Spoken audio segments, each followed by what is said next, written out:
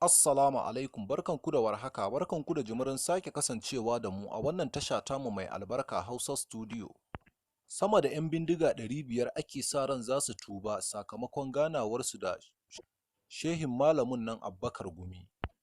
Rahotanni daga jihar Kaduna sun ce sama da 'yan bindiga 500 ake sa ran za su tuba tare da ajiye makamansu biyo bayan tattaunawa da fitaccen malamin nan na addinin Musulunci Sheikh Ahmad Gumi.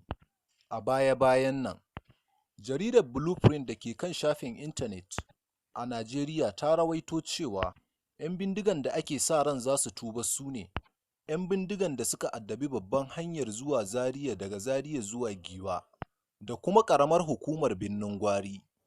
Yayin taron wa'azin, an baiwa jagororin waɗannan 'yan bindiga damar yin jawabi, inda bayanai suka nuna cewa dukkaninsu bakinsu ya zo ɗaya, bisa dalilan da suka tilasta musu ɗaukar makami, wanda suka haɗa da cin zarafin da ake yi musu da kuma kyara gami da kama su da jami'an tsaro ke yi ba bisa haƙƙi ba, tare da karɓe musu kuɗaɗe da kuma kisan gilla da wasu ɓata-garin jami'an tsaro ke yi.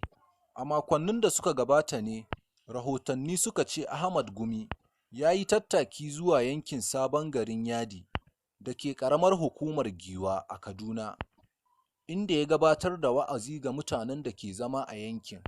Kuma da yawa daga cikin mutane mazauna wannan yanki ba wasu bane ba face Fulani waɗanda suke aiwatar da kidnapping gami da fashi da makami a hanyar Giwa zuwa Zaria.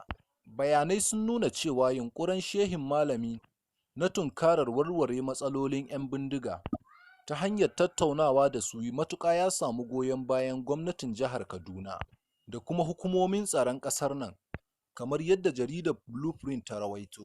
Wannan shine ɗan takaitaccen hirar da jaridar Blueprint ta yi da Dr. Ahmad ko kuma mu ce Dr. Sheikh Ahmad Gumi akan bayanin 'yan bindiga da suka addabi Kaduna ke shiri ko kuma mu ce ke da niyyar aje makamansu su koma ga Allah. Fatanmu a nan shine Ubangiji Allah ya sa tubatun nasuha suka yi. Allah ka tsare mu ka kare mu, Allah ka shiga tsakanin nagari da mugu, ka zaunar mana da ƙasarmu da jiharmu da al'ummarmu lafiya, ka ƙara mana ci gaba da arziki mai ɗorewa. Mun gode da ziyartar wannan tasha tamu mai albarka Hausa Studio. Mai sauraro ka yi ƙoƙari ka danna mana alamar liking da kuma subscribe domin ƙara mana ƙwarin gwiwar kawo muku sababbin shirye-shirye.